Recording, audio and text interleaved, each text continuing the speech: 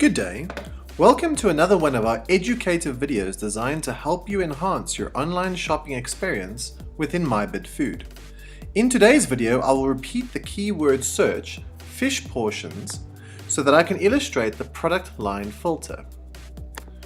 As you can see, once you complete a keyword search, on the bottom left-hand side of the keyword search, you can see that there's this tick box filter called product line. It best describes the categories within which these products fall. You can then filter and reduce your search results by clicking on each one individually, or if you'd like, by clicking a couple of them together. We hope that this helps you speed up your experience on the website and enhance your online shopping.